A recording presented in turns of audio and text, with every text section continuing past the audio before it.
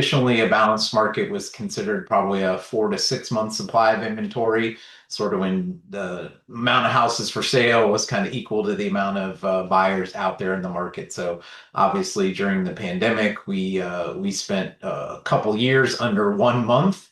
So we literally are at the highest month supply of inventory since all the way back in 2019. So we hit our peak really since 6 years ago. So I think most experts seem to suggest now that a balanced market may be more like that 3 to 4 month supply of inventory, which is probably accurate. So we're probably getting up there close to being balanced between buyers and sellers in our area.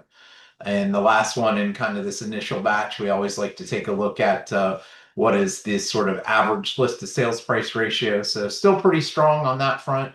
On average, homes are still selling for 97.5% of the list price. Again, that's an average. So there's still some homes we'll see that'll sell for over list price. And obviously, there are homes that sell for greater than that 2.5% off of list price, and then everything in between.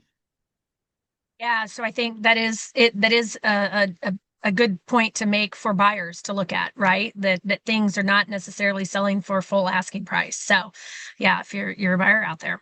Well, tell me, what additional items have you been looking at and following to track this shifting market conditions? I Yeah, know so it's the shifting. Yeah, so the last we talked about some of them already, but the last several months, probably even the last year plus, we just kind of taken a look at four different things to kind of help us see where the market is changing. First up is that active inventory. If you happen to have been with us last month, we had crossed over 7,000 for the first time in a long time. We came down just a little bit under 7,000 this month, ending at 6,700, but that is up 19% over this time last year when we had 5,600 homes for sale. And then we look at the closed sales volume, so the number of transactions that closed in the month of November, just a little bit under 2,400. That was down about 2.5% from last year, but number wise, it's just a little over 100 off from where we were. We had 2,452 closings last year at this time. And then the number of new listings, right? The new listings along with the active inventory is what gives us that month supply of inventory. So we had just a little under 2,500 units come on the market this month. Again, just reasonable decline from last year, where we were at 2,552 for the month. And then the last one we take a look at, we said, that average list to sales price ratio was 97.5.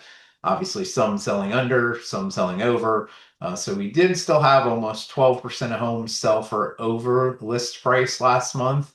But again, if you look at where we were a couple years ago, we were over 50% in a lot of cases a couple years ago. So to go from 50% of homes selling from over list price to 12% of homes selling for over list price in just the span of a couple years, that is pretty statistically significant. And you'll see that is even a near 25% decline from where we were this time last year when we were still closer to 16% of homes selling for over list price. Yeah, so we're just seeing the market naturally, equalize and stabilize, if you will. So, yeah, and what about interest rates? I know people are always asking what's going on with the current interest rates. Yeah, so the good news is not a lot new to report here. We have been pretty consistent this year. If you really look back to here, really almost going back to April of 24, we have been predominantly minus a couple blips where we went a tiny bit over 7. We have pretty much been in the 6 to 6.5 range that whole time. And strangely enough, when we did this last month, the average 30-year fixed rate mortgage was 6.22%, and it is the exact same number today. And if we go back over the last few months, I mean, each month we've presented this, we've been fluctuating maybe a tenth of a point here, 2/10 of a point there, 3/10 of a point there. So we seem to be in a really consistent area in terms of staying between sort of that 6 and 6.5%. And that's right where we find ourselves today as well.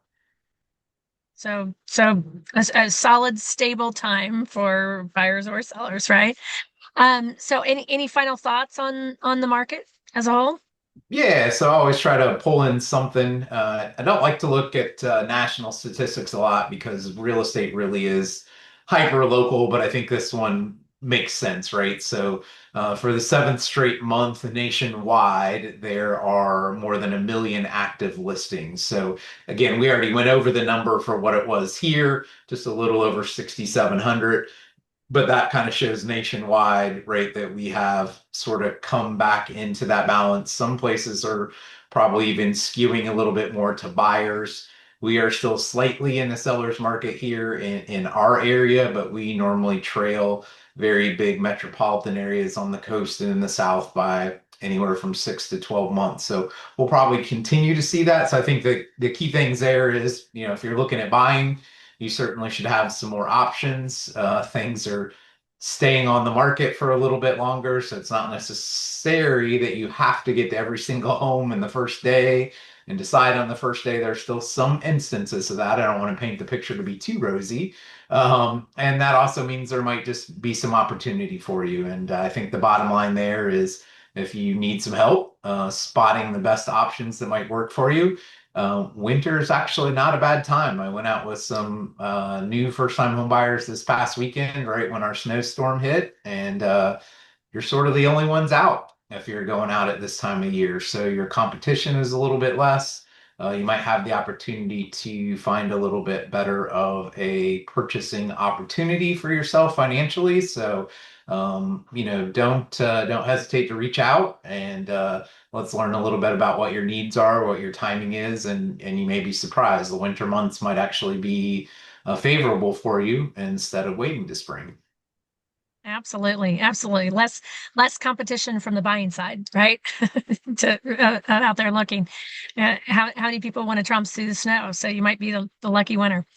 Well, thank you so much, Bob, for sharing not only today but always every single month. I know we started this clear back in COVID times back in 2020, and we appreciate you doing this every single month for us and being the market expert for us and for our team. We really appreciate your time, effort, and energy in this, and sharing out to our friends and family and public so that we can educate on what the market is doing. And so, if we can help and assist in any way, of course, if anyone has a real estate need that we can assist with, let's connect.